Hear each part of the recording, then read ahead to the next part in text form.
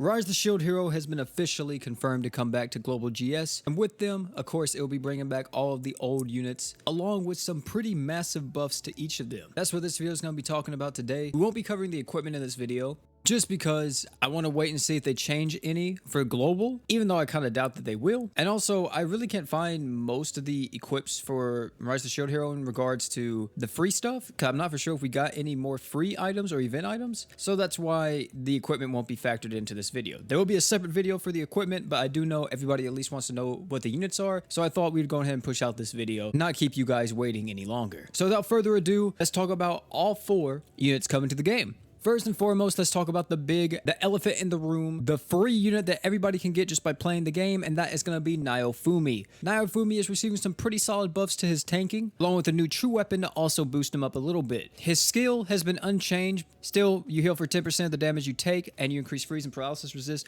by 100% for 12 seconds. This thing's on a 12-second cooldown, 100% uptime, never have to worry about that. His art got a duration increase for 20 seconds. You increase all allies' damage by 25%, and you take all damage dealt to allies instead and gain a barrier that negates 9,000 damage instead of 8k damage. And then his true art is high chance to inflict faint. If at least one enemy is fainted with this true art, you will deal 33,000% dart damage physical, and then this attack will also ignore enemy's defense by 100%. But if you don't get the faint to go off, don't worry. On hit, you will now heal yourself for 60% plus increase your own art gauge by 100, 4k break. To be honest, every time you have your true art with Niofumi, there's no reason not to use it, since it loops you guaranteed completely free back into your normal art. So I highly recommend. So if you're playing them and you have that true art available, hey man, throw it out. Why not? You can either get a clutch feint off and do some pretty good damage, or you can get a heal off and get your barrier back up. Either one, it's gonna be dope. His abilities are increased defense by 20% when under a damage barrier, and at the start of the quest for 20 seconds you grant allies a damage barrier that negates 3k damage. Normal attacks increase own damage resist by 10% for 2 seconds as well. As for his new true weapon, which is a healing true weapon, this thing is able to heal a target's HP by 3% per second,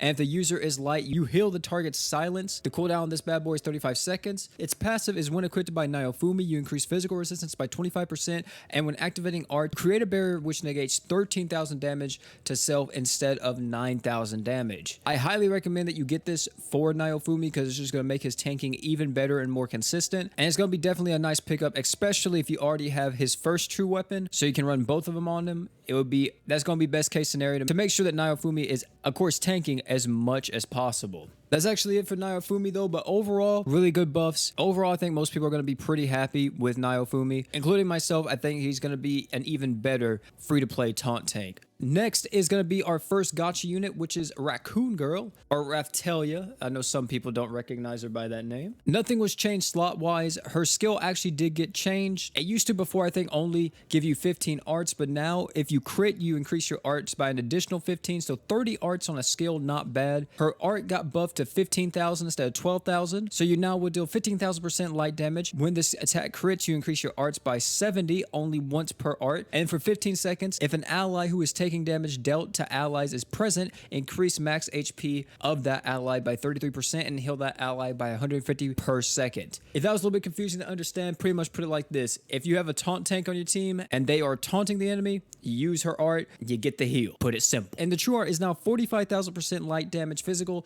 For 35 seconds, you increase crit rate and skill CT by 50% and 1500 break. Her ability is increased critical rate by 20%, increased accuracy by 20%, and if an ally is taking damage dealt to allies instead, damage by 60% increase on that. Nothing was changed with her true weapon, so that's pretty much all of Reptilia's buffs. The only thing I'm going to say is, I'll talk about it more in a second, I didn't use Reptilia hardly at all before her buff. I may need to try to use her, see how she is now and compare her to whenever she actually does get buffed, but I'm not going to lie to you, I don't know if the buffs are going to be enough to push her into a uber top tier like attacker spot. She's still pretty solid. I think she's still really good if you're starting the game and you want to use Niofumi, you want to use Reptilia together, you're probably gonna have a really good time, and they probably will support you for quite a while in the game. Next is Filo.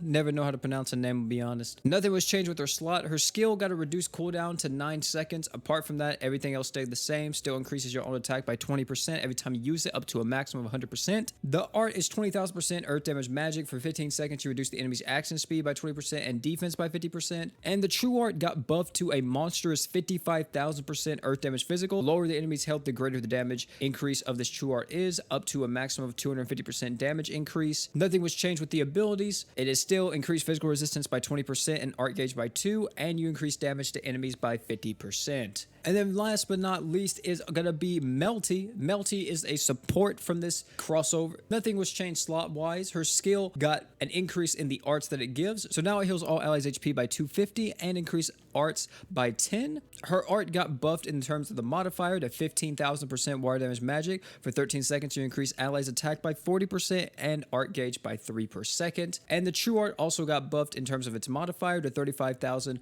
water damage magic. And then for 15 seconds, you increase fire resist by 20% now, no longer 15, and you reduce the enemy's damage resist by 50%. Her abilities did get changed. The first one is increase steel resistance by 50% and increase allies arts damage by 20% now, and when near death, increase skill CT recovery by 20%. Overall, nice buffs for our girl Melty. Nothing really crazy happening here, and I think she's still going to be just as solid as she was before. Now, if I could quickly run through and round up my thoughts on every single one of these units, put it as simple as this. Niofumi is by far going to be one of the best tanks to bring as a newer player to any type of content where you would need a tank, but any other taunt tank in the game, maybe apart from Gerald, would be used over him. But still, that's not necessarily bad. It's a really good starting point, especially whenever you're comparing it to the top end taunt tanks in the game. I think still, he's going to be good. He's going to be decent. You're going to be able to clear content with him, especially extremely hard content. People have done it before. It's not impossible. And he's just going to be a really solid option as that defender or that wall for your team. It's just going to be really good. Reptilia, I'm not completely sold on with the kit. I'm going to be honest. The main problem that I had with Reptilia, or just any unit that kind of mimics this type of play style, is that whenever you're using a taunt tank, more than likely you're using them because you need the tanking and survivability.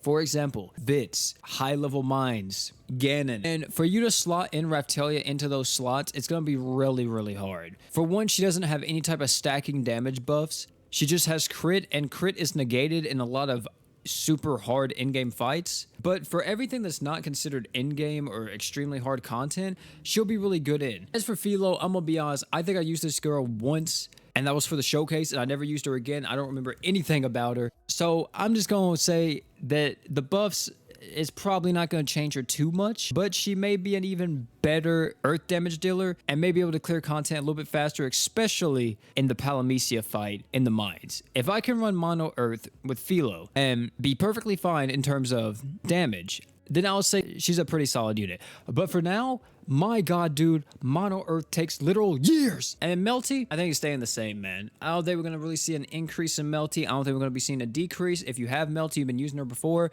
she just got some really nice touch-ups.